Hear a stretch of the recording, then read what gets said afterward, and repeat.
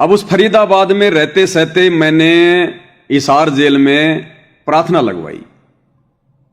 इसको पाइल्स की बीमारी थी, अब भी शायद है या नहीं मुझे पता नहीं, रमेश को। तो ये हॉस्पिटल में एडमिट था, इसको ज्यादा दिक्कत हो गई थी।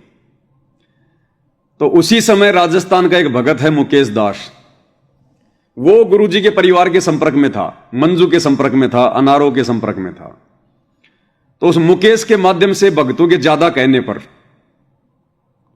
मैंने प्रार्थना लगवाई कि भाई ऐसी ऐसी बात है और तुम जो है गुरुजी की बेटी से बात करो और मेरी प्रार्थना लगाओ कि ऐसे ऐसे वो पवन दास है और वो डीएम कबीरा की सेवा करता है, संगत को तारीखों के मैसेज डालता है और गुरुजी मैनेजमेंट वालों ने उसको गुरुद्रोही घोषित कर दिया है, तो वो गुरुद्रोही है कि नहीं है। तो उस मुकेश ने मंजू के माध्यम से प्रार्थना लगवाई और दोपहर को 1-1:30 बजे के आसपास में उस मुकेश का फोन आया।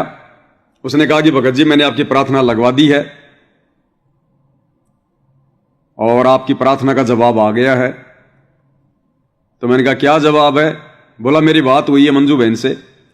मंजू बहन की जो भाभी है, यानी जो वीरेंद्र की जो पत्नी है, गुरुजी के बड़े लड़के की जो पत्नी है, उसकी मिलाई थी। उस दिन बुधवार का दिन था और उस दिन वीरेंद्र की जो पत्नी है उसकी मिलाई थी। तो वीरेंद्र की उस पत्नी के माध्यम से मंजू ने जेल में मेरी प्रार्थना भिजवाई कि जयपुर से ऐसे ऐसे गुरुजी उपवन है और ऐसे ऐसे इन्होंने आश्रम वालों ने, मतलब जो मैनेजमेंट संभाल रहे थे उस समय, क्योंकि उस समय गुरुजी का परिवार और महेंद्र का परिवार दोनों एक दूसरे के एंटी थे। तो मेरी प्रार्थना लगवा दी। उसने मंजू से बातचीत करी और 4 मिनट की उसकी ऑडियो है, उसने वो मेरे को भेजी।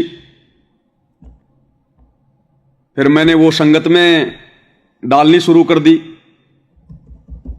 वो ऑडियो दास साहब को सुना देता है कि फिर गुरुदेव भगवान ने क्या जवाब दिया कि भाई पवन दास गुरुद्रोही है या नहीं है या क्या चक्कर है। थोड़ा सा दास साहब को वर्बली बता देता है। तो जब मुकेश ने फोन किया प्रार्थना के जवाब के लिए, तो फोन उठाया अनारो देवी ने। अनारो से मुकेश की बात हुई कि ऐसे ऐसे वो डीएम कबीरा वाला जो सारी संगत को मैसेज भेजता है, मेरे 7 तारीखों पर जाता है, उसकी प्रार्थना लगवाई थी, गुरुजी ने क्या जवाब दिया है, जबकि वो तो अच्छा भगत है। तो जो वो अनारो देवी है वो समझ नहीं पा रही थी, क्योंकि मेरी प्रार्थना की बात उस मंजू से हुई थी। तो लास्ट में उस अनारो देवी ने कहा कि ले ये तू मंजू से बात कर। तो मंजू ने फोन लिया। फिर वो मुकेश की उस मंजू की बात होने लगी कि ऐसे ऐसे डीएम कबीरा वाले की प्रार्थना लगवाई थी। तो मंजू ने कहा कि अब की बार मेरी मिलाई नहीं थी, मेरी भाभी की मिलाई थी और उसकी प्रार्थना गुरुजी के पास में जा चुकी है और गुरुजी ने यह जवाब दिया है कि वो गुरुद्रोही नहीं है, वो बहुत अच्छा भगत है और वो मेरा शिष्य है और वो गुरुद्रोही नहीं है और उसको बोल देना ऐसे सेवा करता रहेगा। ये तकरीबन 4 मिनट तक उन दोनों की बातचीत है, आप सुन लो भाई और बहनों।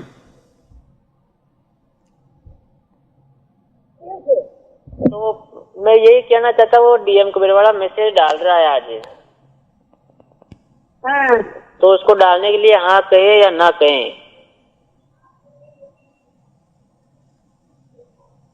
तो गुरुजी प्रार्थना होगी भाई, तो तेरा पता है गुरुजी प्रार्थना नहीं हो इसका।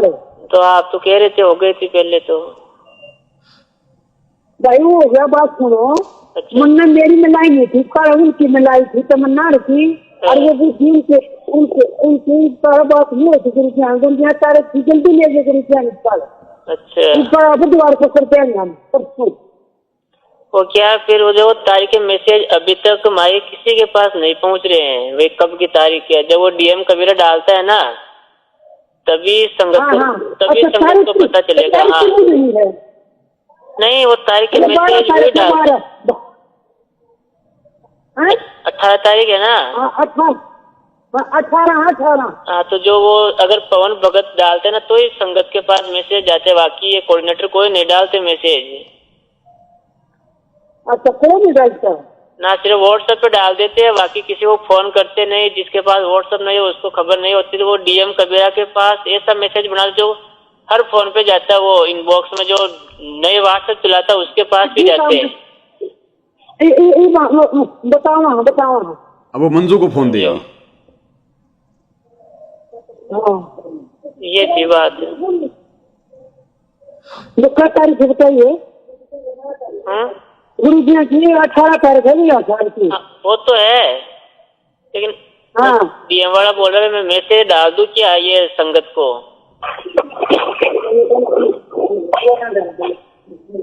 हाँ भाई, सच्चाई मंजू कहाँ से बोल रहे हो आप? राजस्थान से मुकेश बोल रहा था। अच्छा, गुरु जी की तारीख है 18। हाँ वो तो, लेकिन वो जो डीएम कबीरा है ना, जो मैसेज डालता संगत को, अच्छा, तो वो बोल रहा है भाई एक बार माई से बात बोलो पहले, क्योंकि मैसेज आ गया था भाई डीएम वाला गुरुद्रोही हो गया और उसके मैसेज नहीं मानने हैं, बल्कि वो तो सेवाएं करना चाहता, दिन हर तारीख पे आता मेरे साथ। बात सुनो, गुरु जी ने प्रार्थना होगी। गुरु जी ने कहा कि वो गुरुद्रोही नहीं है बिल्कुल, किसी ने गलत इंफॉर्मेशन दे दी, आपस की छोटी मोटी लड़ाई होगी जैसे दो भाइयों में हो जाती है। हाँ तो उसको बोल देना भाई मैसेज करो फुल मालिक की दया से। किसको बोलूं? मैं बोल दूं पवन जी को, क्योंकि तारीख के मैसेज तो डालने ही पड़ेंगे ना, वैसे संगत को पता कैसे चलेगा फिर? तारीख पे मैसेज पे तो इनका झगड़ा है दोनों का, डीएम कबीरा का और दूसरा ग्रुप है उसका, और डीएम कबीरा का।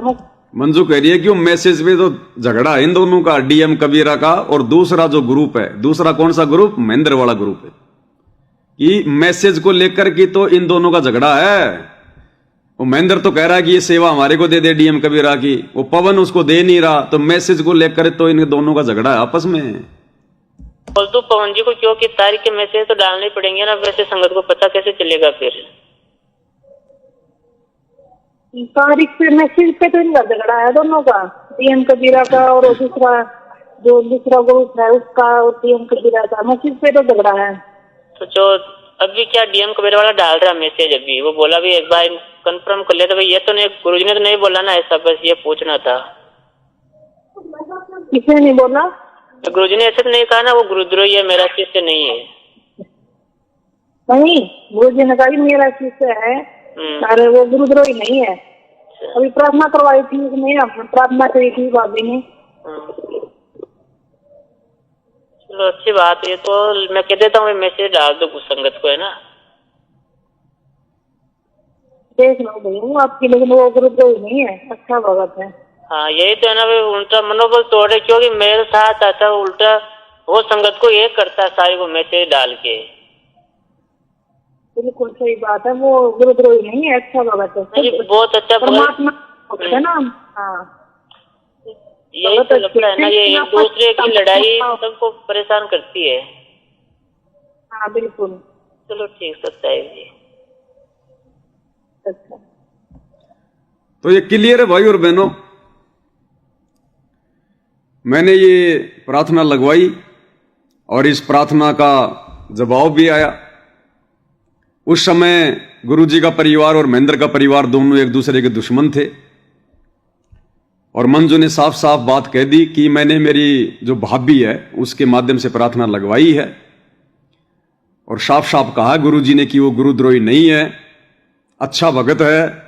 जैसे दो भाइयों में आपस में झगड़ा हो जाता है, ऐसे उनका किसी बात को लेकर झगड़ा है, बाकी वो गुरुद्रोही नहीं है, अच्छा भगत है। तो गुरुजी की बेटी की आवाज में आपने सुन लिया, उस समय तो ये एआई फियाई भी नहीं आई थी तुम्हारी, ये 2017 की बातें हैं, उस समय तो एआई कोई जानता भी नहीं था, और मैं आपको उसी समय से ही सुनाता हुआ आ रहा हूं। तो मैं जयपुर में आया गया था, मेरी ये प्रार्थना हो गई थी, फिर मैं चला गया जयपुर नामदान केंद्र पर भगत प्रहलाद के पास में, और मैंने सारी बातें उसको बताई, ये ऑडियो भी मैंने उसको सुनाई। तो उसने कहा कि भगत जी आपको तो व्यर्थ में ये लोग दुखी कर रहे हैं, परेशान कर रहे हैं। और भगत प्रहलाद ने कहा कि भगत जी आप ऐसा करो, आप बैठ के भक्ति करो ना अपनी, यार आपको क्या लेना देना भगत जी, भाड़ में जान दो इन गुरुजी के परिवार वालों को और महेंद्र को, और इनको मैं अच्छे से जानता हूं इन सबको भगत जी, मैंने सन 2004 में नाम लिया था गुरुजी से, मैं सबको जानता हूं इनको, भगत जी आप अपनी भक्ति करो बैठ के, आपको क्या लेना देना है। मैंने सोचा अब ये भी भाई फ्यूज हो गया, अब ये भी फ्यूज हो गया। फिर भाई और बहनों ज्यादा मैसेज आने लग गए, गुरुजी की ऑडियो निकलवा दी फिर इन लोगों ने आगे चलकर। और ऑडियो फिर कैसे आई, क्या हुआ कि मैंने फिर ये मंजू की जो ऑडियो है इसको मैंने वायरल कर दिया संगत में, ताकि संगत वालों की आंखें खुले कि भाई देखो कितना बड़ा झूठ, कितना बड़ा फ्रॉड संगत में ये गुरुजी का भाई फैला रहा है अपने धार्मिक धंधे के लिए, अपने स्वार्थ के लिए संगत को भ्रमित कर रहा है गुरुजी का नाम लेकर। जबकि मैंने खुद गुरुजी के परिवार से प्रार्थना लगाई है और ये गुरुजी की बेटी कह रही है, मैं नहीं कह रहा, गुरुजी की बेटी खुद अपने मुंह से कह रही है कि अभी तक वो गुरुद्रोही नहीं है और ना उसको गुरुजी ने गुरुद्रोही घोषित किया। जबकि मेरे को तो पहले लोगों ने गुरुद्रोही बोल दिया, गुरुद्रोही बोल दिया गुरुजी का नाम लेके। तो ये बात संगत में बहुत ज्यादा फैलने लगी। अब ये ऑडियो पहुंच गई भाई और बहनों महेंद्र के पास में। अब महेंद्र ने देखा कि ये तो काम बिगड़ जाएगा, ये तो सारी बात बिगड़ जाएगी, तो झूठा साबित हो जाएगा। अब इन लोगों ने क्या किया, गुरुजी के परिवार को धमकाना शुरू कर दिया। अनारो देवी को और मंजू को गुरुजी के भाई ने धमकाना शुरू कर दिया, उनके ऊपर जो है वो प्रेशर डालना शुरू कर दिया, प्रेशर डालना शुरू कर दिया और कहा कि तुमने ये ऑडियो क्यों वायरल की, तुमने ये ऑडियो क्यों वायरल की, तुमने क्यों लगाई उसकी प्रार्थना। इन दोनों को, मां बेटियों को, ये अनारो देवी और ये मंजू, 2017 का ये वीडियो है इनका। उस ऑडियो के ज्यादा वायरल होने पर गुरुजी के छोटे भाई महेंद्र ने उस परिवार को डराया, धमकाया और इनसे झूठ बुलवाई कि अब तुम एक वीडियो बनाओ दोनों मां बेटी खड़ी होके, तुम दोनों मां बेटी खड़ी होके एक वीडियो बनाओ कि मैं और मेरी मां दोनों गुरुजी से मिलने गए थे और गुरुजी ने कहा है कि पवन जयपुर वाला और संजय दिल्ली वाला ये दोनों गुरुद्रोही हैं, कोई भी भगत इनके संपर्क में ना रहे, उनका नाम खंड हो जाएगा। और गुरुजी ने कहा है कि मोहनलाल की बात मान के चलनी है, यानी महेंद्र की बात मान के चलनी है। तो एक बार इन दोनों देवियों की ये वार्ता सुन लो भाई और बहनों। बंदी छोड़ कबीर साहेब की जय, बंदी छोड़ सतगुरु रामपाल जी महाराज जी की जय हो। सत साहेब सभी भाई और बहनों को मेरी तरफ से सत साहेब। मेरा नाम मंजू है, मैं गुरु जी की छोटी बेटी बोल रही हूँ। वैसे तो हम सभी परमात्मा के बच्चे हैं, लेकिन संसारिक दृष्टि से मैं गुरु जी की बेटी बोल रही हूँ। आज 4 अगस्त 2014 को मैं आप सबको 2016 को मैं आप सबको ये बताना चाहती हूँ कि हम गुरु जी से सप्ताह में 2 बार मिलने के लिए। 16 ये गलत बोल गई, ये 17 की बात है भाई और बहनों। 16 ये गलत बोल गई है, जैसे शुरू में ये गलत बोल गई थी, 2014 बोल गई थी शुरू में, ध्यान से सुनना एक बार। शुरू में 2014 बोल गई है, फिर 2000 जो है मतलब 16 बोला इसने, ये 2017 की बात है। क्योंकि इनके अंदर भय बैठा हुआ था, डर बैठा हुआ था, क्या बोलें क्या ना बोलें, क्योंकि झूठ बोलनी पड़ रही थी ना। तो झूठा आदमी तो जीभ तो लड़खड़ाएगी ना उसकी। तो पहले देखना 2014 बोल गई, फिर बाद में 2016 बोला, जबकि ये 2017 की बात है। 2014 को मैं आप सबको 2016 को मैं आप सबको ये बताना चाहती हूँ कि हम गुरु जी से सप्ताह में 2 बार मिलने के लिए जाते हैं। गुरु जी ने पवन जयपुर और संजय दिल्ली को गुरुद्रोही बता दिया है, बहुत पहले ही बता दिया था। जो ये ऑडियो डाल रखी है पवन जयपुर और संजय दिल्ली ने, ये बहुत पुरानी है। जो भी भगत इन पवन और संजय के संपर्क में आ चुका हो तो गुरु जी का आदेश है अपना नाम शुद्ध करवा ले। तू भी करवा। यदि किसी भी भगत को किसी प्रकार की कोई शंका हो तो हमसे संपर्क करके पूछ सकते हैं। अच्छा, तुम राजा हरिश्चंद्र। एक विशेष सूचना, गुरु जी का आदेश है कि मोहनलाल जी की मानकर चले। हाँ। सभी भाई और बहनों को सत साहेब। देख लिया भाई और बहनों, कह रहा है कि जो ऑडियो ये पवन दास मेरी वायरल कर रहा है ना, वो तो बहुत पुरानी है और हम तो अभी अभी गुरुजी से मिलके आए हैं। और गुरुजी ने कह रखा कि पवन जयपुर संजय दिल्ली दोनों गुरुद्रोही हैं। और लास्ट में फिर क्या करिए, एक विशेष सूचना, गुरुजी का आदेश है कि मोहनलाल की बात मान के चलनी है, महेंद्र की बात मान के चलनी है। क्योंकि महेंद्र ने इन दोनों के ऊपर दबाव डाल दिया तगड़ा वाला, ये डर गई और आनंद फानन में इन्होंने अपने स्टेटमेंट चेंज कर दिए। अरे सप्ताह भर पहले तो हमने अरदास लगवाई तुम्हारे से, जब तो गुरुजी कह रहे थे कि एक नंबर का भगत है, गुरुद्रोही नहीं है, और एक सप्ताह के अंदर अंदर में गुरुद्रोही हो गया।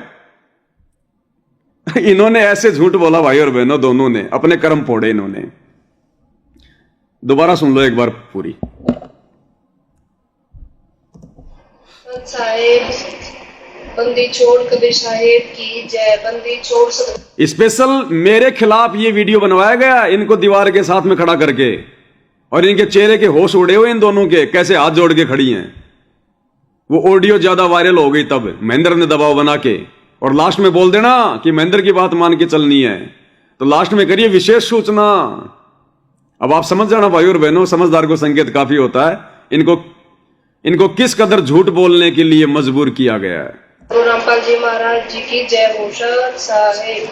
सभी भाई और बहनों को मेरी तरफ से सत साहेब। मेरा नाम मंजू है, मैं गुरु जी की छोटी बेटी बोल रही हूँ। वैसे तो हम सभी परमात्मा के बच्चे हैं, लेकिन संसारिक दृष्टि से मैं गुरु जी की बेटी बोल रही हूँ। आज 4 अगस्त 2014 को मैं आप सबको 2016 को मैं आप सबको ये बताना चाहती हूँ कि हम गुरु जी से सप्ताह में 2 बार मिलने के लिए जाते हैं।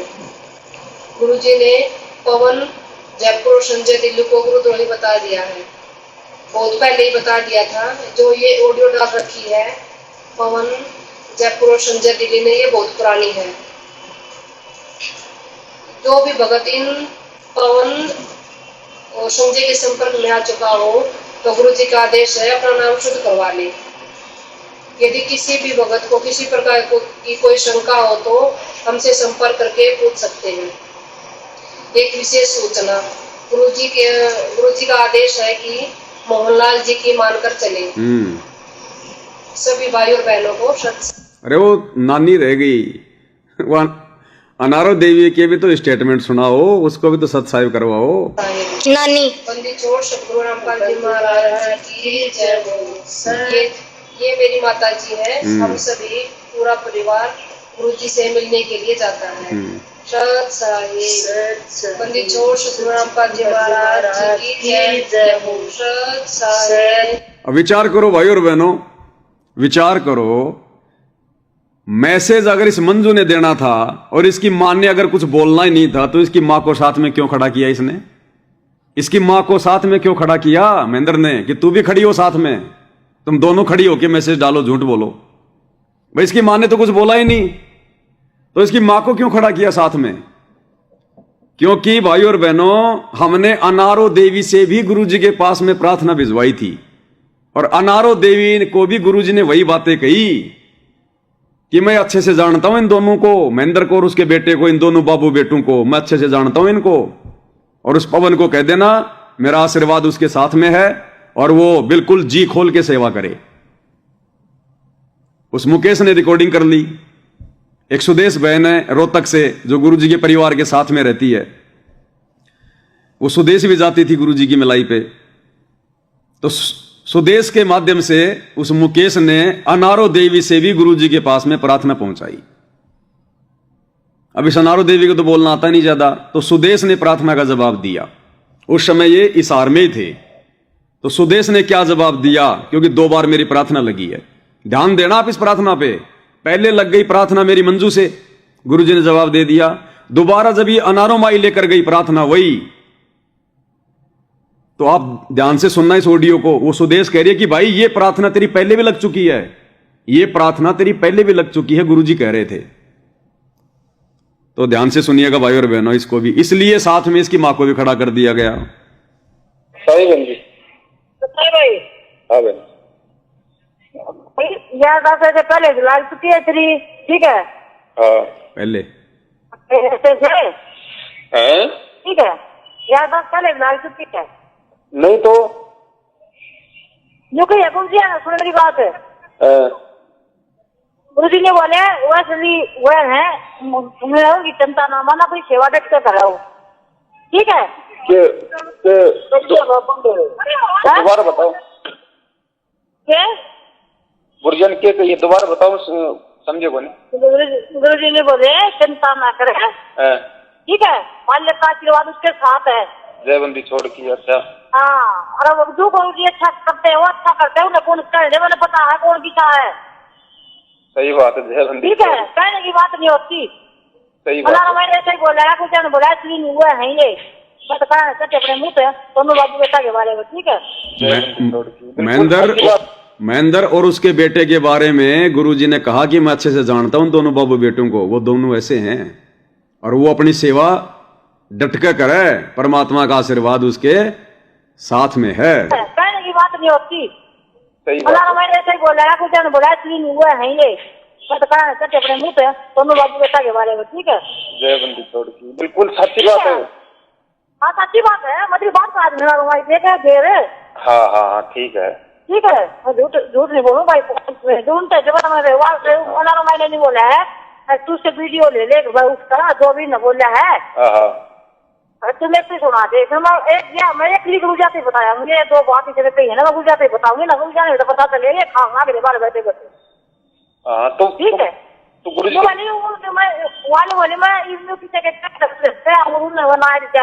फिर मैं झूठी हो जाएंगे। ठीक है, मैंने उससे बात करी, झूठ नहीं बोलूँ भाई, मतलब मेरा तो करा साफ बात करा मैं ऐसे बोला नहीं बोली तो जैसी वो कल हो नाइट क्या था पवन भी नाइट का दिन के कराएंगे तो मैं वीडियो दूंगी और मैं सुना दूंगी। ठीक, अनारोमाई क्या बोली कि सुदेश तू एक बार उस पवन से वो वीडियो और ले ले, मैं गुरुजी के पास में स्पेशल जाके जेल में और वो वीडियो दिखा दूंगी। और नहीं तो अगर कल को पवन दास अगर नाट गया तो फिर अपन तो झूठे पड़ जाएंगे फिर गुरुजी के सामने। तो एक बार वो वीडियो और ले ले। वीडियो क्या थी? वो ऑडियो थी भाई और बहनों। महेंद्र का जो लड़का है अमित, उसने मुझ पवन दास को मां बहन की गालियां निकाली फोन पर, जबकि उसको सारनाम मिला हुआ है 2017 में। मां बहन की गालियां, बुरी बुरी गालियां, शारीरिक अंगों का नाम ले लेके। मैंने आपको कई बार सुनाई होगी, अब नहीं सुनाऊंगा क्योंकि माता बहनें सब मिलकर ये वीडियो देखते हैं, छोटे छोटे बच्चे भी देखते हैं, इसलिए दास अब नहीं सुनाएगा। मैंने पहले बहुत सुना दी वो ऑडियो गालियों वाली। तो बोला मैं दोबारा से प्रार्थना लगा दूंगी। और उस प्रार्थना के जवाब में क्या कहा गुरुजी ने उस अनारो देवी को कि मैं अच्छे से जानता हूं दोनों बाबू बेटों को, और उसको कह देना डट के अपनी सेवा करे, परमात्मा का आशीर्वाद उसके सिर पे है। इसलिए मंजू के साथ में उसकी मां को भी खड़ा कर दिया महेंद्र ने, उन दोनों को। ये इनकी सजा थी। अब सच्चाई कहां रुकेगी भाई और बहनों? सच्चाई तो रहेगी ना। तो दास ने फिर वो मकान ले लिया बल्लभगढ़ से आके, वहां रहने लग गया। अब विरोध बहुत ज्यादा बढ़ गया भाई और बहनों, बहुत ज्यादा विरोध बढ़ने लग गया। हम लोग जगह जगह साथ संगतियां करने लग गए, सत्सेवक सम्मेलन करने लग गए। हमारे पास में बहुत सारे सबूत भी आ गए, इनके कुक्रम भी ये लोग राजनीतियां करने लगे धीरे धीरे धीरे धीरे। वो भी सारी चीजें हम भक्तों को हम बताने लगे, बरवाला कांड के सबूत। तो ये मैनेजमेंट वाले बुरी तरह से मेरे पीछे पड़ गए, मेरे को हर 2-3 महीने में मकान चेंज करना पड़ता। फिर उसी दौरान मैं और संजय दोनों मध्य प्रदेश गए, यही सत्य प्रचार करने लग गए हम इसी प्रकार का। वो सारे मेरे पास फाइल आ गई सारे सबूतों की। एक 5 घंटे की मैंने डीवीडी बना दी, बैठकर मैंने वीडियो बनाया। एक वीडियो वाले को मैंने 3000 रुपये दिए, मुझे तो कुछ आता नहीं था बनाना उस समय। 3000 रुपये दिए, रात को वो अपना वीडियो कैमरा लेके आ गया बड़ा सा, और मैंने घर पर लाइटें वाइटें जला ली, सारे सबूत मैंने सेट कर लिए। वो अपना बनाने लगा और 5 घंटे तक उसने मेरा वीडियो बनाया। फिर मुझे एक डीवीडी में डाल के दे दिया, उसको 3000 रुपये दे दिए, वो चला गया। वो डीवीडी फिर मैंने मैसेज डालने शुरू कर दिए व्हाट्सएप पर, जिन जिन भक्तों को बरवाला कांड की सच्चाई चाहिए मेरे नंबर पर अपना पूरा एड्रेस भेजो, फ्री आपको डीवीडी भेजी जाएगी। तो भक्तों से कोई पैसा नहीं लिया भाई और बहनों हमने, जबकि कम से कम 20-25 रुपए की एक डीवीडी और 40 रुपए उसके भेजने के स्पीड पोस्ट के। और तकरीबन दास ने 1000 के आसपास डीवीडियां भर भर के, एक दास एक सेकंड हैंड कोई कंप्यूटर ले आया 5-7 हजार का, भर भर के दिन रात सेवा करी उस समय दास ने। दास अकेला था और कोई साथ में नहीं था, उसमें कोई भी नहीं था। संजय तो दिल्ली रहता था, जयपुर में मैं अकेला था। तो हजारों डीवीडियां मैंने भर भर के और मैंने भक्तों को फ्री में भेजी, और भगत लोग सच्चाई जानने लगे। अब मैनेजमेंट और ज्यादा बौखला गया मैनेजमेंट। और उसी दौरान फिर हमारे तो फिर उमंग सी चढ़ गई भगत भाई बहनों को सच्चाई बताने की मालिक की प्रेरणा से। फिर मैं और संजय मध्य प्रदेश चले गए। मध्य प्रदेश के राजगढ़ जिले में, वहां पर भक्तों को सच्चाई बताने के लिए मिल बैठ के हम 30-40 भगत थे, आपस में हम उनको सच्चाई बताने लगे। दोपहर का समय था, फिर हम रमेणी करने लगे। उसी समय सूचना लग गई वहां के स्टेट कोऑर्डिनेटर विष्णु साहू को। और विष्णु साहू अपने 8-10 लोगों के साथ में 2 गाड़ियां भर के हथियार लेके और वो आ गया वहां पर। अब संजय तो तेज आदमी था, मैं तो भोला भाला आदमी था। वो संजय तो निकल लिया वहां से तुरंत, पता ही नहीं चला। और मैं सोचा कि ऐसे थोड़ी मारेंगे, हमारे भगत भाई हैं। मैं इनको भगत समझ के मैं उस भय में रह गया। अब ये तो भाई साहब हम तो रमेणी कर रहे, और इन्होंने तो पीछे से दे डुक्की दे मुक्की, इन्होंने तो काम शुरू कर दिया अपना। और वो विष्णु साहू भी, देखना आप इस वीडियो में, वो विष्णु जब मेरे को मारने लगे तो विष्णु साहू कह रहा कि रुको रुको मैं मारूंगा। काली पैंट और सफेद शर्ट पहन रखी है। एक भगत दौड़ के गया, बोले मैं तलवार लेके आता हूं, तलवार। और देखना कैसे वो लठों से फिर दास का वहां पर स्वागत कर रहे हैं मध्य प्रदेश में। बड़ी मुश्किल से दास फिर वहां से अपनी जान बचा के भागा कि भाई ये तो राक्षस आदमी है। पवन दास तो कहां फंस गया, देखिएगा मैं मार रहा हूं विष्णु।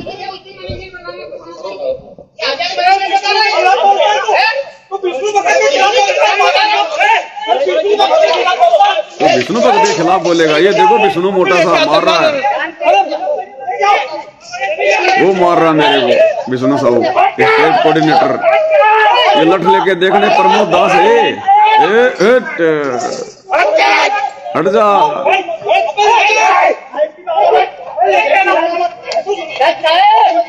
ओ मारी ये लो, भागले भागले पवन दास भागले, पहले भाग लेता संजय की तरह, क्या रखा। तू विष्णु भगत के खिलाफ बोलेगा हैं? तू विष्णु भगत के खिलाफ बोलेगा। तो ये सारे के सारे सारनामी भाई और बहनों, तो धीरे धीरे परमात्मा ने इन सब का व्यवहार दिखाया, इनका चरित्र दिखाया। ये कितने भगत हैं, कितने गुंडे हैं, कितने ये क्या सारनाम ले रखा, क्या नहीं ले रखा है। तो वहां से इन्होंने इस प्रकार का झगड़ा किया। लंबी कहानियां दास पहले भी आप लोगों को बता चुका है। उसके बाद में फिर सच्चाई तो कहां रुकनी थी भाई और बहनों। फिर संजय तो धीरे धीरे पीछे हटने लग गया। एक बार हम दोनों बिहार गए, उसके बाद फिर बिहार से उसके मन में दोष आना शुरू हो गया। बिहार में हम लोग ऐसे बैठे हुए थे एक जगह, शाम को चर्चा चल रही थी।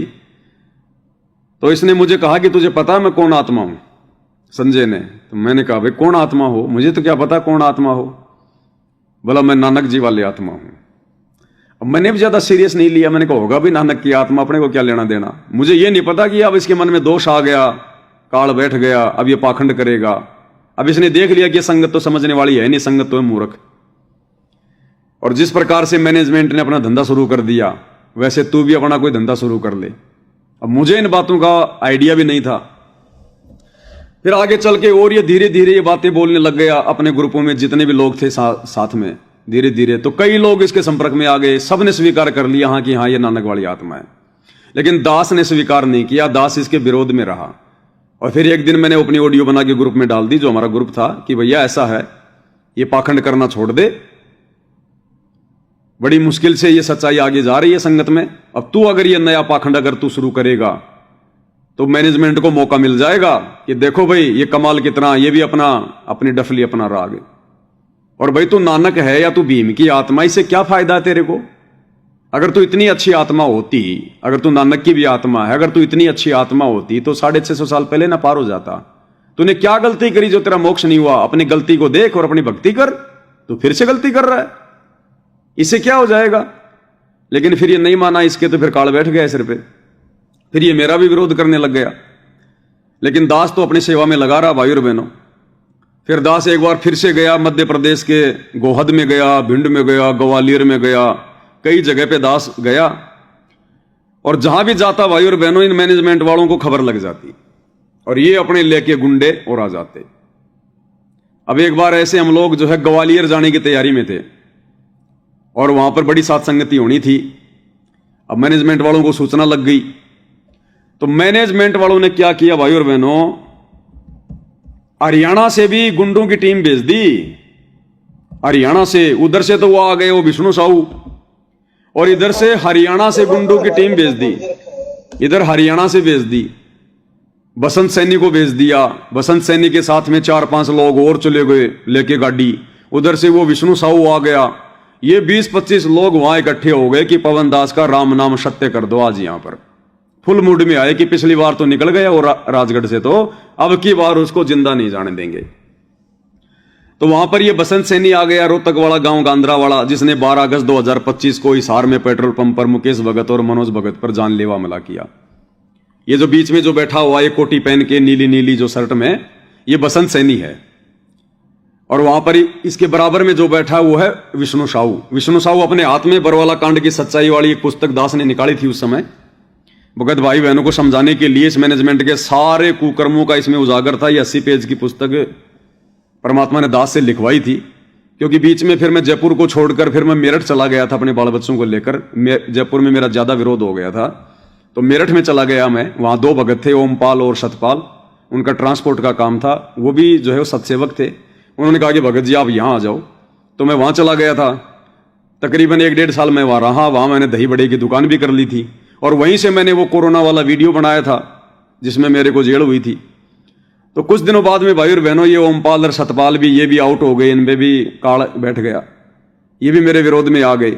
ये दोनों मतलब मेरा मर्डर करने की सोचने लगे ओमपाल जी कि मैं तेरा मर्डर कर दूंगा, नहीं तो मेरे छोड़ के भाग जा। मैंने कहा भैया मर्डर तो नहीं करवाना मैंने, अभी तो भक्ति करनी है, भक्ति पूरी नहीं हुई। बहुत दुखी किया भाई और बहनों उस समय। फिर वो कमला बहन ने नेपाल से दास की मदद की, 1.25 लाख रुपये बहन ने मुझे भेजे। फिर मेरठ को छोड़कर आनन फानन में, और वो दही बड़े का सारा सामान इसने मेरे को निकालने नहीं दिया दुकान से। लाखों रुपए का मेरा दही बड़े का सारा सामान उस दुकान में बंद। बोला दुकान खोल भी ली तो तेरा मर्डर कर दूंगा, ओमपाल जी बोले। मैंने कहा भैया मर्डर तो नहीं करवाना अभी। बड़ा दुखी हुआ मैं, क्या करें। जैसे तैसे लोगों से पैसे लेके मैंने मकान का दिया किराया, और फिर वहां से मैंने बच्चे लेके फिर मैं चला गया उत्तराखंड। ऋषिकेश और देहरादून के बीच में एक जोली ग्रांट नाम की छोटी सी जगह है, पहाड़ों के बीच में, जंगलों के बीच में। दास वहां पर चला गया गुपचुप तरीके से, कि वहां अपना दही बड़े का अपना काम भी कर लेंगे, अपना टेम्पो लगा लेंगे और अपना सेवा भी कर लेंगे, यहां किसी को पता नहीं चलेगा। तो साल भर तक दास वहीं जोली ग्रांट में रहा था, ऋषिकेश और देहरादून के बीच में, किसी को पता नहीं चला। और वहीं से फिर मैंने लाइव आने की मैंने शुरुआत की थी 2019 या 20 के आसपास की ये बातें हैं। वहां रहा फिर मैं। तो ये पुस्तक मैंने वहीं से मेरठ से निकाली थी। शुरू में हमने 5,000 कॉपियां निकलवाई थी 50,000 रुपए की, और संगत में फ्री में हमने बांटना शुरू कर दिया था जा जाके। तो इस बात को लेके मैनेजमेंट वाले बहुत ज्यादा जो है वो बिगड़ गए, बहुत ज्यादा, कि अब तो इस पवन दास का टंटा समाप्त कर दो, ये हमें जीने नहीं दे रहा। और इनके हर खुलासे करने लग गया। फिर मैं वीडियो भी बनाने लग गया, लाइव भी आने लग गया हर बात पे।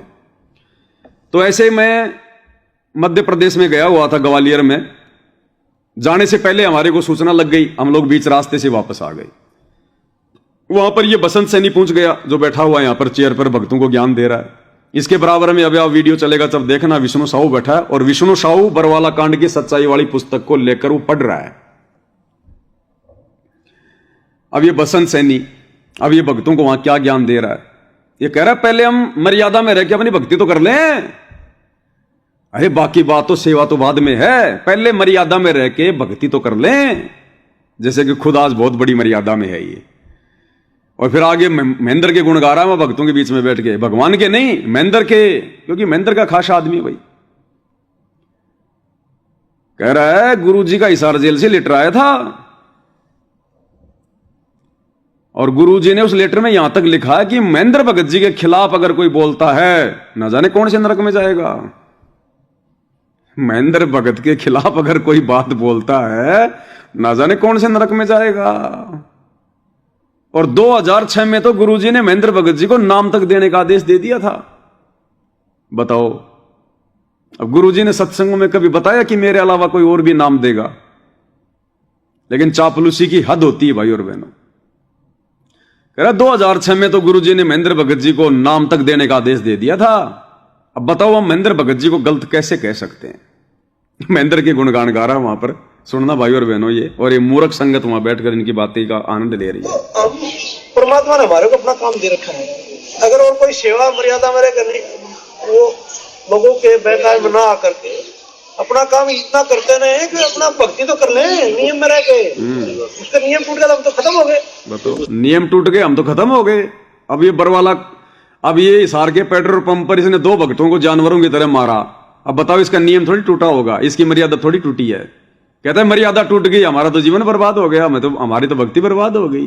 तो बताओ 12 अगस्त 2025 को हिसार के पेट्रोल पंप पर इसने गुंडों की तरह भक्तों को मारा है, उससे इसकी मर्यादा नहीं टूटी होगी। देखो क्या प्रवचन दे रहा है।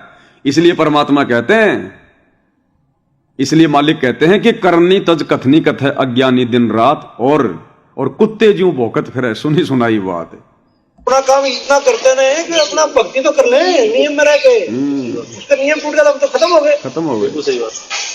तो गुरुजी ने मोहनलाल जी के लिए, महेंद्र भगत जी के लिए स्पेशल लेटर लिखा था।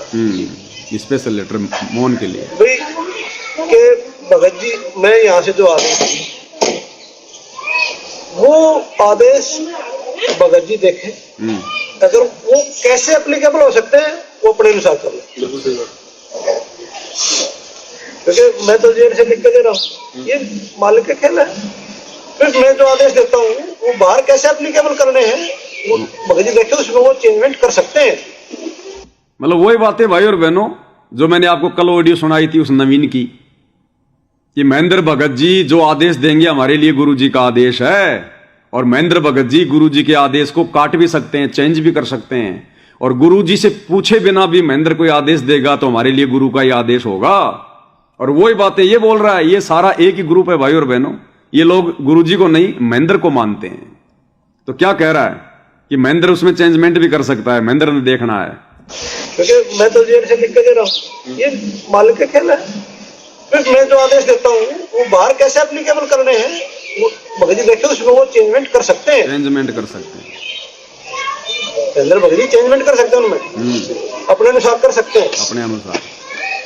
जब 2006 में नाम देने तक आदेश दे दिया था, जब 2006 में नाम दान तक देने का आदेश दे दिया था महेंद्र को गुरु जी ने। सुन लो भाई और बहनों, सुन लो ज्ञान की बातें। ये ज्ञान ऐसे नहीं मिलता फ्री में, ये तो पवन दास आपको दिखा रहा है। नहीं ये ज्ञान, इस ज्ञान को लेने के लिए तो देवता भी तरसते हैं।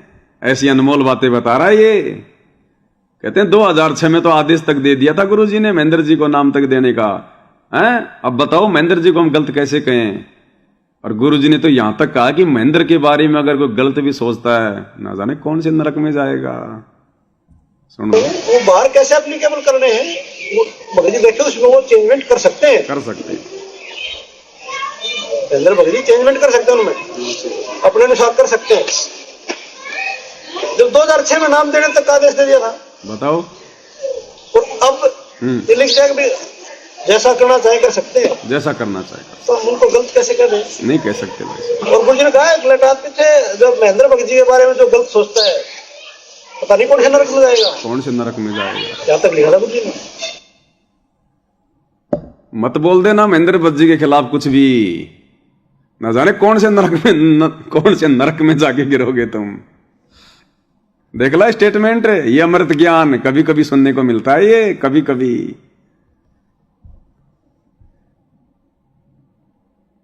तो ये लोग वहां पहुंच गए भाई बहनों।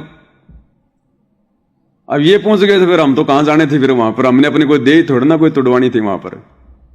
अब ये कह रहा कि 2006 में गुरुजी ने महेंद्र जी को नाम दान तक देने का आदेश दे दिया था। बताओ फिर गुरुजी की आज्ञा क्यों नहीं मानी भाई उस महेंद्र ने। अरे गुरुजी की आज्ञा क्यों नहीं मानी, वो तो गुरुद्रोही आदमी है। फिर जब गुरु ने आदेश दे दिया और महेंद्र ने आज तक किसी को नाम ही नहीं दिया, वो तो गुरुद्रोही आदमी है। अगर इस बात को हम सत्य माने भाई और बहनों, तो बताओ फिर गुरुजी ने फिर डीवीडी में नाम क्यों डाला। जब महेंद्र को आदेश ही दे दिया नाम देने का, फिर गुरुजी ने डीवीडी बनाने की क्या जरूरत थी। जब गुरुजी ने महेंद्र बना दिया फिर डीवीडी को बनाने की जरूरत क्या थी। अगर महेंद्र को आदेश गुरुजी ने दे दिया इस बसंत के अनुसार नाम देने का, फिर डीवीडी क्यों बनाई गुरुजी ने। और क्यों फिर आज तुम डीवीडी से नाम दे रहे हो, महेंद्र से नाम दिलवाओ ना फिर सबको। और महेंद्र को अगर आदेश दे दिया था तो इस बसंत सैनी से पूछो कि तूने फिर महेंद्र से नाम लिया कि नहीं लिया। तूने अपने बाल बच्चों को, हालांकि ये तो कवारा है, लेकिन तूने अपने परिवार के अन्य लोगों को, अपने रिश्तेदारों को महेंद्र से नाम दिलवाया या फिर डीवीडी से नाम दिलवाया। महेंद्र से दिलवाता फिर सबको नाम, फिर डीवीडी से नाम क्यों दे रहे हो। अब बताओ इनको ज्ञान है भाई और बहनों, इन्होंने कभी सत्संग सुने, इन्होंने कभी गुरु जी के। अगर ये लोग गुरुजी के सत्संग सुनते, इस प्रकार की बैक की बातें ना करते ये। अब बताओ, संगत के बीच में बैठ के ये लोग संगत को ज्ञान आधार से मजबूत कर सकते हैं या इस प्रकार की उल्टी सीधी बातें करके काल के जाल में बैठा सकते हैं? कह रहा गुरुजी ने आदेश दे दिया महेंद्र को 2006 में, फिर आदेश क्यों नहीं माना महेंद्र ने? भाई वो तो फिर गुरुद्रोही आदमी है जो अपने गुरु का आदेश नहीं मानता। अब गुरुजी क्या कह रहे हैं भाई और बहनों नाम दीक्षा के विषय में? जानबूझ साची तजर करे झूठ जाने, ताकि संगत है प्रभु सोपन में भी ना दे। इसे नीच की वो गुरु बना बैठे, ऐसे प्रत्यक्ष प्रमाण दिखा दिए, ऐसा भगवान है, ये उसका विधान है, इस भक्ति से भगवान प्राप्ति होगी। ये वेदों में प्रमाण, ये गीता जी में प्रमाण, ये उन महापुरुषों की वाणी में प्रमाण जिन्होंने भगवान पाया है, ये मंत्र है। और इस मंत्र का अधिकारी इस पृथ्वी पर इस दास के अतिरिक्त कोई नहीं है। इसको अभिमान समझो चाहे तत्व ज्ञान समझो, ये आपकी अपनी सोच है। क्योंकि जिस समय परमेश्वर आए थे स्वयं 120 वर्ष या रह करके कलयुग में, उनके 64 लाख शिष्य थे, उनने किसी को उत्तराधिकारी नहीं बनाया कि अन्य को भी कह दू तू नाम दे दिया करे। इस नाम का देना कोई बालकों का खेल नहीं। एक अनमोल जीवन, मनुष्य जीवन के साथ खिलवाड़ करना, इनके जीवन को नष्ट करना मात्र है और अपने सिर पर भार धरना। तो परमात्मा स्वयं इनाम देते थे, उनको मालूम था कि नाम देने का अधिकारी यहाँ कोई नहीं हो सकता। वो इतने वजन को सहन नहीं कर सकते, इस सफर में वो सफल नहीं हो सकते। तो उस समय परमात्मा ने स्वयं ही 64 लाख शिष्यों को स्वयं ही उपदेश दिया था। और आज इस दास को, अपने वफादार कुत्ते को आपके लिए भौंकने के लिए, धनियों को जगाने के लिए अब फिर भेज दिया। अब बताओ भाई और बहनों, कौन सत्य कौन झूठा? बताओ, गुरुजी को झूठा कहें या फिर बसंत सैनी को झूठा कहें? बताओ भाई और बहनों। बाप गुरुजी ने तो 1994 से यही बात कही है कि मेरे बाद में इस पंथ में कोई भी शरीर रूप में गुरु नहीं होगा, कोई भी ये नाम देने का अधिकारी नहीं है। और ये टीवी के माध्यम से, एलईडी के माध्यम से, लैपटॉप के माध्यम से ही नाम दीक्षा दी जाएगी, मेरे इलेक्ट्रॉनिक शरीर से नाम दीक्षा दी जाएगी। और गुरुदेव ने कहा कि जब दास सतलोक जाएगा तो ये व्यवस्था जो है करके जाएगा, उसके बाद सार नाम सब कुछ सीडी से दिया जाएगा। स्पष्ट कर रखा गुरुदेव भगवान ने। अब बताओ हम किसकी बात को सत्य माने, कौन झूठा कौन सच्चा? ऐसे काल संगत को भ्रमित करवाता भाई और बहनों। अब परमात्मा क्या कह रहे हैं सीडी डीवीडी से नाम दीक्षा देने के विषय में, कि जब ये दास सतलोक जाएगा ऐसी व्यवस्था करके जाएगा। अब भक्ति तो ये दास कराएगा आपको भगवान की दी हुई। जो सौभाग्यशाली और अच्छी तरह ज्ञान को समझेंगे वो तो सतलोक चले जाएंगे। जो सौभाग्यशाली होंगे, ज्ञान को अच्छे से समझ जाएंगे, वो तो सतलोक चले जाएंगे, यानी गुरुजी के रहते सहते। उसके बाद में डीवीडी से नाम दीक्षा लेते रहो। अच्छी भक्ति करोगे तो मनुष्य जन्म मिलेंगे, नहीं तो फिर जैसी भक्ति करी है ऊपर देवताओं की पोस्ट मिल जाएगी। ये दिक्कत आओगी लास्ट के दिनों में, यानी हजारों वर्ष ये ज्ञान चलेगा, हजारों वर्ष ये साइंस की ये विद्या चलेगी, जो ये टीवी है और ये चिप है, मोबाइल है, इनके माध्यम से ये ज्ञान दिया जाएगा। दास तो चला जाएगा सतलोक, ये 5 तत्वों का शरीर छोड़कर, लेकिन ये इलेक्ट्रॉनिक शरीर रहेगा अभी दास का, ये नूरी शरीर रहेगा। टीवी पर चला करेगा, नाम दिया करेंगे, नाम चलेगा। ऐसे तो फिर सार नाम भी टीवी सीडी से दिया जाएगा। दास के जाने के बाद व्यवस्था की जाएगी। दास के जाने के बाद व्यवस्था की जाएगी, सार नाम भी टीवी से डीवीडी से दिया जाएगा। कभी नहीं कहा कि मेरा भाई देगा, मेरा बेटा दिया करेगा, मेरा भाई महेंद्र दिया करेगा, या मैंने मेरे भाई को आदेश दे दिया। गुरुजी कोई काम छुप के करेंगे क्या? अगर महेंद्र को आदेश दे दिया होता तो परमात्मा फिर सारी संगत को बोल देते, कोई दिक्कत ही नहीं होती आज गुरुजी को। और ना हम कोई उंगली उठाते कि भाई गुरुजी ने कह रखा कि मेरा भाई नाम देगा। तो ये कहां से ज्ञान ले आया ये बसंत सैनी भाई और बहनों? ये कहां से अमृत वचन ले आया ढूंढ के? ये 2006 में गुरुजी ने महेंद्र को नाम देने का आदेश दे दिया। ये इनका मनमुखी आचरण, मनमुखी इनका रवैया। तो उसके बाद भाई और बहनों, दास उत्तराखंड में रहने लग गया। 1 साल तक मैंने खूब दही बड़े बेचे वहाँ पर। वहीं पे मेरे जो शरीर के जो पिताजी थे श्रीमान ओम प्रकाश यादव जी, 2 बार उनको नाम दीक्षा दिलवाई, मैं आश्रम में ले गया, लेकिन शराब पीने की आदत ज़्यादा थी, वो मर्यादा खंडित कर गए। लास्ट में फिर हालत ख़राब हो गई तो फिर वो मेरे पास ही आ गए। 2-3 साल मैंने, मालिक ने अच्छी सेवा करवाई बच्चों से, मैं तो अपना काम धंधे में सेवा में बिजी रहता था, घर वाले सेवा किया करते थे। फिर वहीं उनका शरीर छूट गया था और वहीं फिर दास एक पिकअप गाड़ी लेके आया। वो चारपाई जिस पर वो लेटा करते थे, उस चारपाई को उठा के, मैं था, बड़े वाला लड़का था और एक भगत वहाँ मेरे संपर्क में था, तीनों भगत उठा के चारपाई को उस पिकअप गाड़ी में रख के ऋषिकेश ले गए। वहाँ पर 5 क्विंटल ली हमने 3500 रुपये की लकड़ियाँ, चिता वता बनवाई, चिता बनाने वाले को 500 रुपये दिए और गंगा नदी में वहीं पर उनका राम नाम सत्य दाह संस्कार कर दिया गया। 1 साल बाद रिश्तेदारों को पता चला कि हमारे फूफा जी मर गए, हमारे मामा जी मर गए। किसी को नहीं बताया मैंने, क्या फालतू में ड्रामा। अब जो भगत वहां मेरे संपर्क में था, एक प्रदीप नाम का भगत, वो तो वहीं का था, गढ़वाल का, उत्तराखंड का रहने वाला था। वो पहले वो संजय के संपर्क में था, फिर वो साध संगति से जुड़ गया था।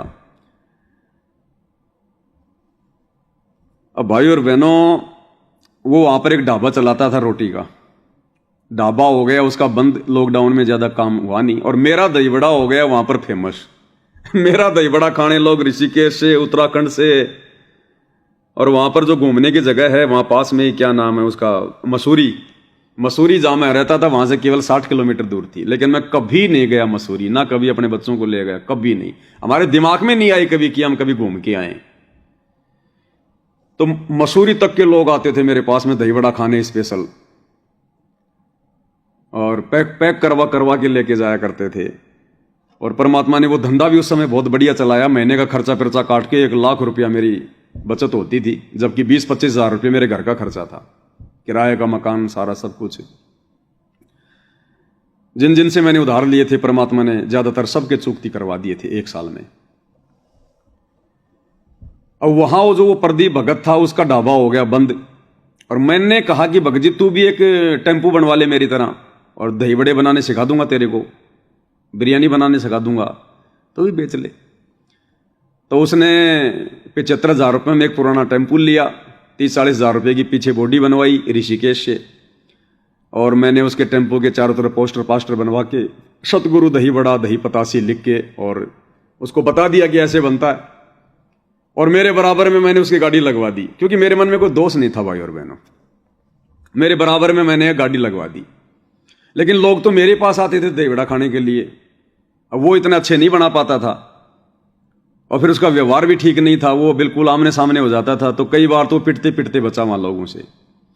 और भी लोग लगाते थे, कोई चावल की गाड़ी, कोई कहीं की, तो मेरे कहते भगत जी यार इनको समझाओ, कोई न कोई इसको पीट के चला जाएगा। मैंने कहा भाई मैं क्या समझाऊं भाई। अब पता नहीं उस भगत के मन में दोष आया या क्या था, राम जाने। अब उसने सोचा कि ये पवनदास रहेगा तो तेरा दही बड़ा तो बिकेगा नहीं यहां पर। तो फिर उसने भाई और बहनों वापस मैनेजमेंट की तरफ उसने रुख कर लिया, और फिर वो मेरे विरोध में आ गया। अब मैंने सोचा पवनदास भाड़ में गया दही बड़ा, 1 साल तक तूने काम जमाया, बढ़िया धंधा चल रहा था, और अब यहां से तू निकल ले, नहीं तो अब ये भगत तेरे को पिटवा देगा कोई ना कोई दिन। तो ये सोचकर भाई और बहनों फिर मैंने वहां से उस भगत को बिना बताए, और मैंने वहां से जोली ग्रांट से मकान खाली किया।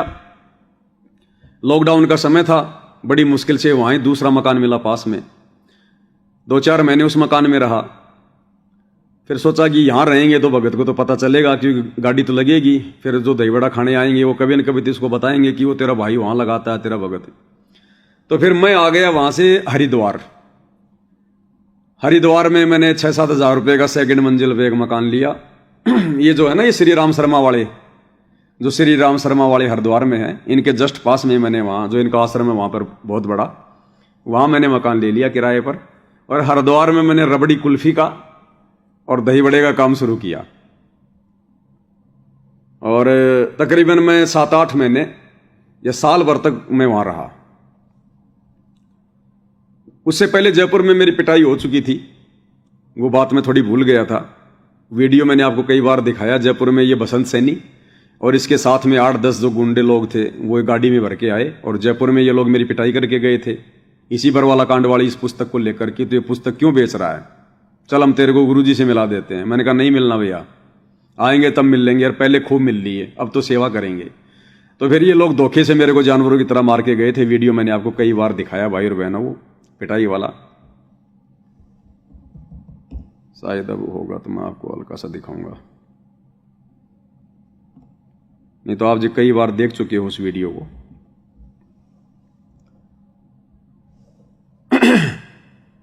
तो हरिद्वार में मैं तकरीबन 7-8 महीने रहा, वहां पर दही बड़े बेचे, कुल्फी बेची। फिर जयपुर में सात संगति थी भाई और बहनों। दीपावली के दिन एक बहुत बड़ी सात संगति थी, आप सबको पता होगा, काफी भगत आए हुए थे उसमें 2000 के आसपास।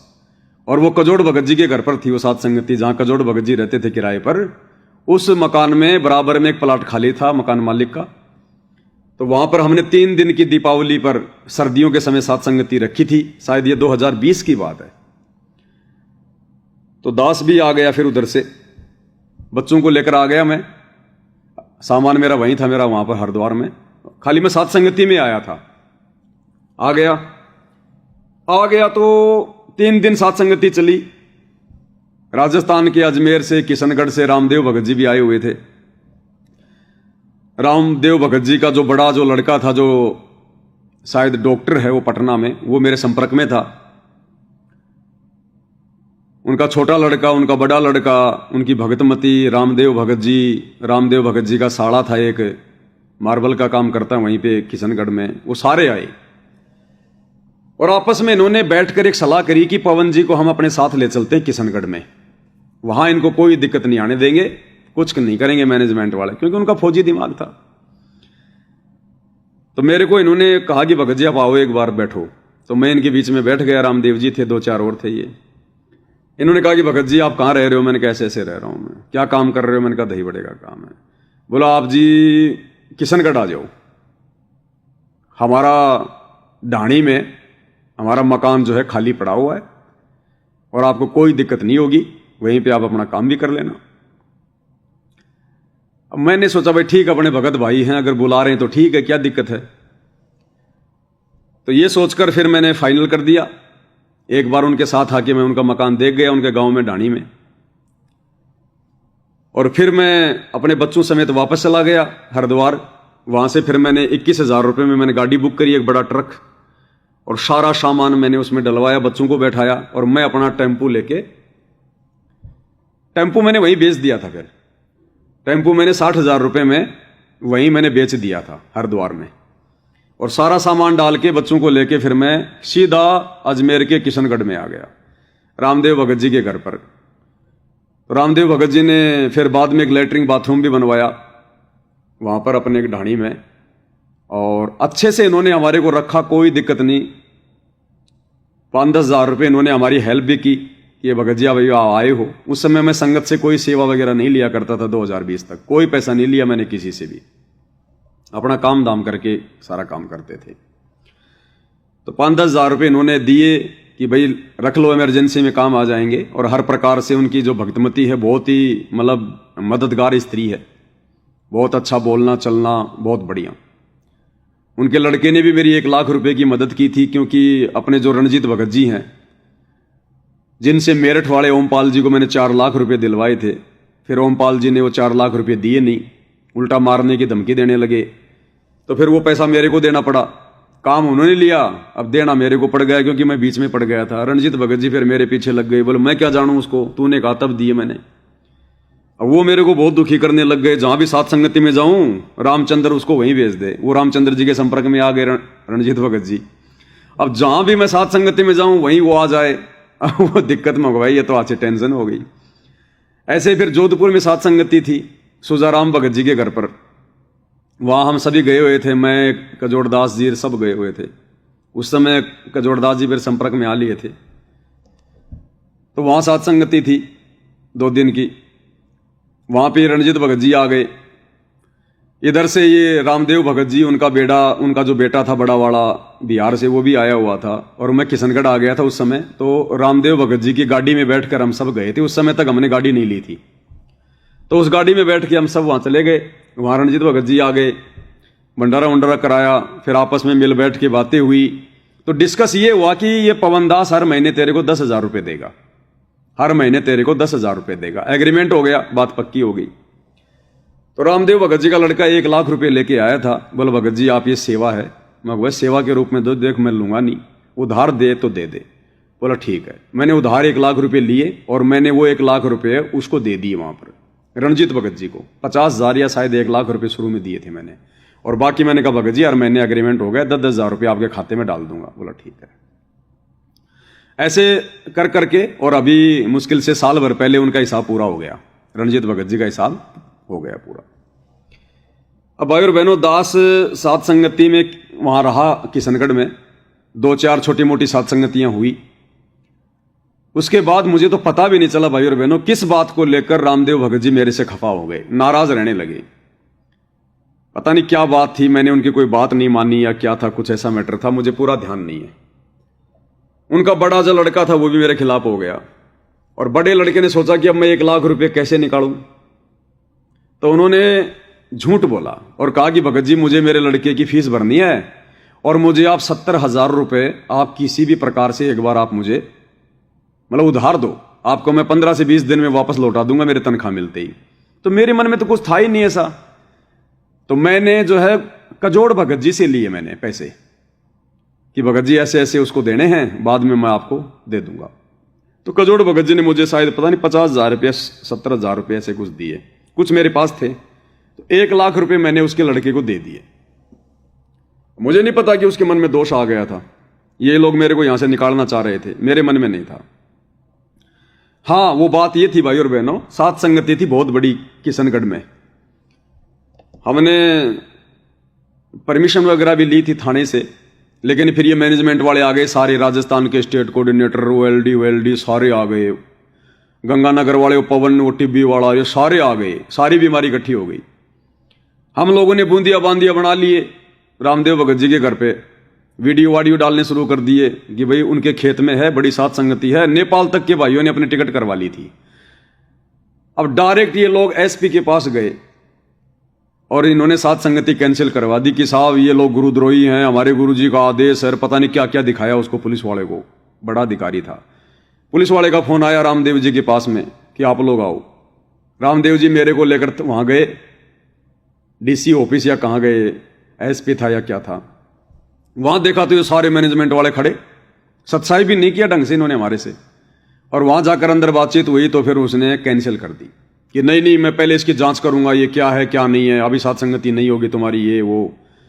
अब हम क्या कर सकते थे भाई।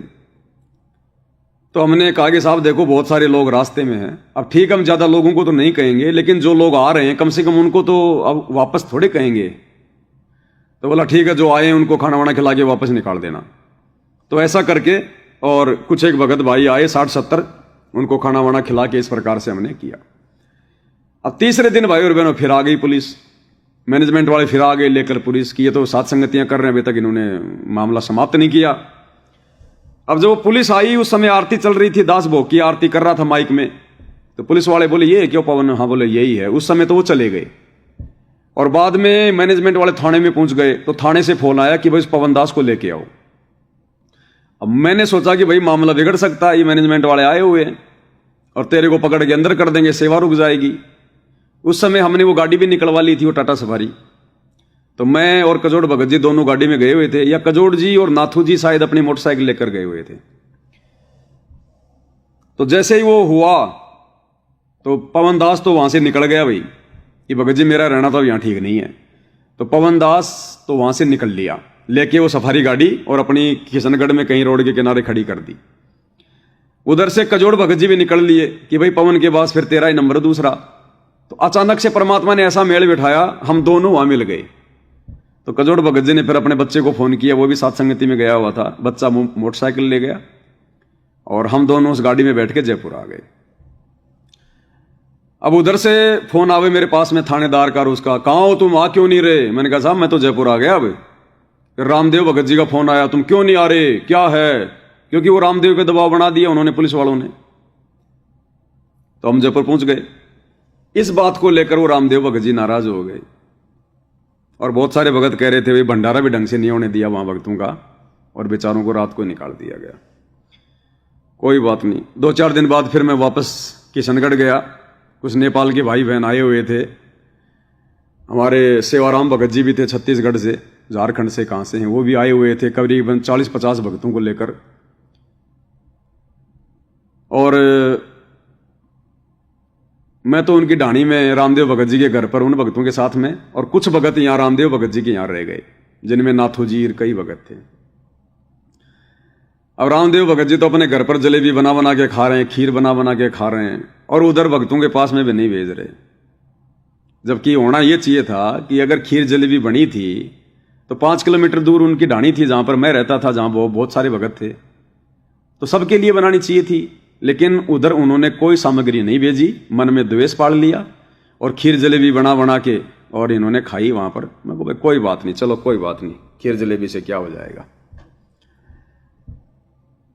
उसके बाद फिर ये मेरे से खफा खफा रहने लगे। तो दास समझ गया कि अब यहां तेरी बात नहीं बनेगी। और वैसे भी मुझे बार बार सेवा के लिए जयपुर आना पड़ता था, क्योंकि वो ढाणी में कोई इंटरनेट भी काम नहीं करता था, मोबाइल भी ढंग से काम नहीं करता था। तो फिर लास्ट में फिर मैंने यही प्लान बनाया। फिर जयपुर में मैंने किराए का मकान लिया। अब मैंने कहा उनको कहूंगा मैं जयपुर जा रहा हूं तो कहेंगे फिर जयपुर क्यों जा रहे हो, यहां क्या हो गया, 100 बातें होंगी। तो मैंने कहा भगत जी मैं तो मेरे गांव जा रहा हूं, मैं तो मेरे गांव जा रहा हूं वापस। ये कहकर फिर मैंने वहां से पिकअप में बच्चों को लिया, जो काम का सामान था वो लिया, बाकी मेरा फ्रिज वगैरह, दही बड़े का सामान वगैरह सब वहीं है, अभी भी वहीं रखा हुआ है।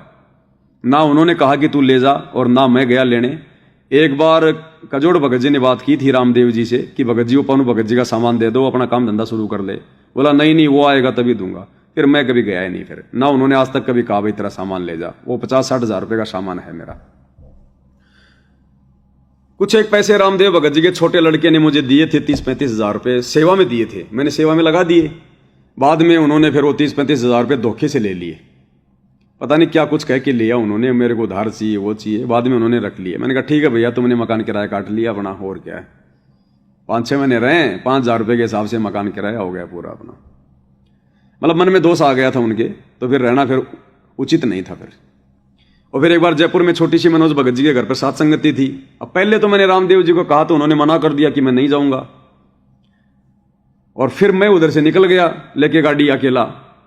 फिर ये पीछे से आ गए और वहां जयपुर में आके फिर उन्होंने थोड़ा झगड़ा सा कर दिया मेरे साथ में, तो मेरे को बोल नहीं सकते थे क्या ये वो। मैंने कहा भगत जी एक बार तो कहा था आपको, आपने मना कर दिया। अरे तो फिर भी तुम मेरे घर से होके निकले थे, एक बार मुझे बोल तो देते। तो ठीक है भैया मुझे मेरी गलती हो गई, लेकिन वो तो फिर मन में दोष आ गया। तो फिर मैंने सोचा पवन दास अब यहां से चल। फिर मैं वहां से मकान खाली करके वापस मैं जयपुर में आ गया। अब जयपुर में आ गया तो जयपुर में थोड़े बहुत दिन रहा, सेवा पानी चली। फिर धीरे धीरे फिर कजोड़ भगत जी भी और एक रूपदास भगत जी थे, वो भी फिर थोड़ा थोड़ा खपा होने लग गए। अब जो भी समय था वो निकल गया भाई और बहनों, अब ज्यादा चर्चा करना उन चीजों पे उचित नहीं है, सारी बातें हो चुकी हैं। तो मैंने रूपदास भगत जी को बिना बताए मकान खाली कर दिया। उन्होंने मुझे मकान दिलाया था रूपदास ने, तो रूपदास जी को बिना बताए मैंने मकान खाली कर दिया। अब रूपदास तो इसी बात से नाराज हो गया कि तूने मेरे को बताया क्यों नहीं। अब मैंने कहा छोटी छोटी बातें, इन बातों को लेकर तुम पकड़ रहे हो। वो इसी बात को लेकर नाराज हो गया। फिर धीरे धीरे फिर भाई और बहनों दास फिर जयपुर में फिर दूसरी जगह मकान लिया। फिर दास फिर बंबई गया कभी, फिर बंबई में वो रामदास भगत जी वो एक दूसरे भगत जी मेरे संपर्क में आ गए। फिर वो कहीं वहां पर सात संगतियां करना। फिर बंबई से हमने शंका समाधान की पुस्तकें छपवाई, भक्ति बोध छपवाई, भक्तों को बांटना शुरू किया। अखबारों में एड वार्ड वगैरह जो गुरु जी के प्रकट दिवस के थे वहीं से मैंने निकलवाए थे 18 लाख रुपए दे के। एक बार 18 लाख लगे थे और एक बार लगे थे 32 लाख के आसपास। पूरे भारत में दैनिक भास्कर में हाफ पेज गुरु जी का प्रकट दिवस का। फिर वापस जयपुर आया तो फिर वो पुलिस वाले मेरे को पकड़ के ले गई 2022 में। फिर जेल चला गया, 2.5 महीने जेल में रहा। फिर वापस आया, फिर अपने को तो वही सेवाएं करनी थी वापस, अपन तो उसी अपनी साथ संगति में लग गए। और अब वापस पर मालिक की दया हुई है, अब जो कजोड़ भगत जी हैं फिर से वापस साथ संगतियों में आ गए हैं। धीरे धीरे अन्य भाई भी आएंगे। और भी बहुत सारी बातें हैं जो बीच में छूट गई भाई और बहनों, मैं नहीं बता पाया क्योंकि बहुत लंबा चौड़ा चैप्टर है। सारी बातें बताऊंगा तो तकरीबन 18-20 घंटे का वीडियो बनता है पूरा। तो कहने का मतलब है फिर मैनेजमेंट ने मेरा पीछा ही रखा। इन्होंने हर प्रकार से फिर मारने की पूरी कोशिश की, मौके देखे इन्होंने, डराना धमकाना, फिर उन्होंने झूठे मुकदमे करवाने शुरू कर दिए, परेशान करना शुरू कर दिया। अब अपने को क्या परेशानी है भाई जब भगत अपना तन मन धन अपने गुरु जी के चरणों में समर्पित कर देता है कि जीना मरना गुरुदेव के चरणों में है, हमारा और कोई टारगेट है ही नहीं, ना कोई बहुत बड़ा धंधा करना, ना कोई बिजनेस करना, ना कोई बच्चों को डॉक्टर बनाना, ना समाज में अपना नाम करना, ना कोई संपत्ति जोड़ना, तो फिर भगत का फिर है क्या टारगेट? केवल अपना मोक्ष। और मोक्ष में तो भाई फिर संघर्ष तो करना पड़ेगा। आज से पहले गुरुदेव ने जिन जिन बड़े बड़े भक्तों का उदाहरण दिया, भैया सबको जो है अग्नि से होके गुजरना पड़ा है। मोक्ष इतना आसान नहीं है। और तब से भाई और बहनों इसी प्रकार से गाड़ी चली रही है। अभी भी ये मारपीट का पूरा प्रोग्राम ये कर ही रहे हैं। झूठा मुकदमा इन्होंने मेरे जजर में लगवा दिया, जिस पर मैं अभी जमानत में हूं। हिसार में इन्होंने मुकदमा गुरुजी को कह के मेरे ऊपर लगवाए रखा है। अभी 12 अगस्त 2025 को इन्होंने मारपीट तो मेरे साथ में करनी थी, वो लड़के का मुकदमा तो मेरे ऊपर लगाना था, लेकिन परमात्मा ने वो बला मुकेश भगत जी और मनोज भगत जी के ऊपर टाल दी। उनकी भी परमात्मा ने परीक्षा ले ली, उनकी भी परमात्मा ने दृढ़ता को देख लिया कि ये कितने क्या दृढ़ हैं। बात करते हैं मंसूर की और यहां देखते हैं जगह 10-15 धक्के मुक्के में क्या होता है। उन्होंने अपने कर्म फोड़ लिए जिन लोगों ने ऐसी घटिया हरकत की। और आगे क्या क्या होगा भाई और बहनों कोई भरोसा नहीं है। ये तो अब परमात्मा के चरणों में शीश समर्पित कर दिया है। सिर साटे की भक्ति है और कछु नहीं बात, सिर के साटे पाइए अवगत अलखनाथ। और बहुत लंबी चौड़ी कहानी है भाई और बहनों। कुछ बातें मैं प्राइवेसी के तौर पे भी नहीं बता पाता हूं, क्योंकि कुछ बातों का खुलासा फिर बाद में होगा जब सब भगत भाई बहन एक हो जाएंगे, गुरुजी आ जाएंगे, उस समय फिर कुछ बातों का खुलासा होगा। तो परमेश्वर की बहुत बड़ी दया है, बहुत बड़ी मेहर है। अगर गुरुदेव भगवान का आशीर्वाद ना होता तो भाई और बहनों आप और हम कहां से तो भक्ति कर लें। इन मगरमच्छों की टक्कर हम ले सकते हैं क्या? अरे हम तो मछली है, मछली। यानी जो भगत गुरु जी की मर्यादाओं में होकर चलेगा उसको तो जीवित मर के रहना पड़ेगा, वो तो किसी की तरफ उंगली भी नहीं कर सकता। तो कहां एक ही तालाब में मछली और कहां ये मैनेजमेंट वाले मगरमच्छ, और फिर भी परमात्मा ने इनकी छाती पे बैठा रखा है। सच कहलवा रहे हैं परमात्मा डंके की चोट पर। इनके हर सितम को सहन करके, हर जुल्म को सहन करके, और इनके प्रति कोई राग द्वेष नहीं, कोई ईर्ष्या नहीं, कोई मनमुटाव नहीं। आज भी हमारे भाई हैं, कल भी हमारे भाई रहेंगे, भले ये भक्ति करें ना करें, हमारे लिए तो बिल्कुल पाक साफ। इनके कर्म इनको सेधेंगे, हमारी सेवा हमें लाभ देगी। हम क्यों किसी के प्रति बैरभाव करें? हमारे गुरुजी ने जब मार खाई है, सारी सृष्टि के मालिक ने जब मार खाई है, तो आप और हम दो कोटि के जीव कौन होते हैं किसी के ऊपर हाथ उठाने वाले? तो हम तो अपने गुरुजी के वचन पे चलेंगे, मर्यादाओं में चलेंगे, भक्ति भाव से चलेंगे। भाई हमने तो मोक्ष प्राप्त करना है, और गुरु तो परीक्षा लेगा भैया, हर प्रकार से तोड़ तोड़ के देखेगा। जलाऊं भी, तपाऊं भी, चिमटे से खाल उतारूं, फिर भी जो ले नाम हमारा उसको पार उतारूं। कबीर का मार्ग कठिन है, नहीं कायर का काम, इस पर चले कोई शूरमा, ये 8वां पहर संग्राम।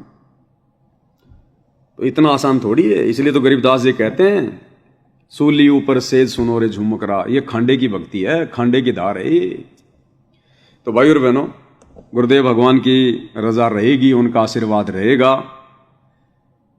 और उनकी रजा आशीर्वाद तब तक ही रहेगा जब तक हम उनकी मर्यादाओं में रहेंगे। तब तक तो भाई और बहनों कोई बाढ़ भी वाका कर नहीं सकता, ये काल बलि भी आके कुछ नहीं बिगाड़ सकता, क्योंकि परमात्मा कहते हैं बच्चों अब तुम्हारे ऊपर काल का विधान लागू नहीं है। अब तुम परमात्मा की शरण में हो, काल का विधान लागू नहीं है अगर आजीवन मर्यादा में रहोगे। और जिस प्रकार से सात संगति से जुड़े हुए भाई बहन गुरु को परमेश्वर मानकर हर प्रकार से उनको रिझाने का प्रयास कर रहे हैं, सत भक्ति कर रहे हैं, सत्य मिशन पर चल रहे हैं, तो भाई हमें इतना तो विश्वास है कि परमात्मा बाल विवाह का नहीं होने देगा। और फिर भी मान लो हमारे कोई पिछले कर्म संस्कार ज्यादा बिगड़े हुए हैं, थोड़ी बहुत कोई टूट फूट भी हो जाए, तो कोई बड़ी बात नहीं भाई और बहनों। ये जो मंत्र गुरुदेव भगवान ने दिए हैं, ये तो अगर जीभ भी काट दी जाए तो भी मंत्र आसानी से कर सकते हैं हम। मानसिक जाप मन ही मन में, ऐसी भक्ति दे दी भगवान ने। ना हाथ की जरूरत, ना पैर की जरूरत, ना जीभ की जरूरत है, हम वैसे भी मन ही मन में भक्ति कर सकते हैं। तो बताओ फिर भाई बहनों, थोड़ा बहुत कुछ अगर हो भी गया तो वो भी हमारे कोई संस्कार का ही होगा। परमात्मा ने सूली की सजा कोई कांटे में टाली होगी। तो हर स्थिति में हमने अपने आप को दोषी समझना, और हम हैं भी दोषी, भगवान तो हम दोषियों को फिर भी माफ़ करके समझाने आए हैं, लेने आए हैं। तो हमने यहाँ कितने कर्म फोड़ लिए इस बीच में, फिर भी परमात्मा देखो हमें कितना संभाल रहा है। तो ये उनकी दयालुता है, उनकी समर्थता है ये। इसलिए हम चाहे कितने बड़े भगत हैं, कितनी भक्ति कर रहे हैं, कितनी मर्यादा अपने आप में, फिर भी अगर कोई ठूठा हो जाए, कोई समस्या परेशानी आ जाए, तो वो कर्म कोई ना कोई अपना ही खराब है, परमात्मा के ऊपर इल्जाम नहीं लगाया जा सकता। तो गुरुदेव भगवान के आशीर्वाद से भाई और बहनों, आज की सत्संगति में केवल इतना ही। कल परमात्मा दया करेंगे, फिर से सभी भगत भाई बहनों के बीच में सतगुरु महिमा में उपस्थित होंगे। तब तक पूज्य गुरुदेव भगवान हम सबको आज्ञा दे, आशीर्वाद दे, हमारा मार्गदर्शन करे। बंदी छोड़ सतगुरु रामपाल जी परमेश्वर जी की जय हो।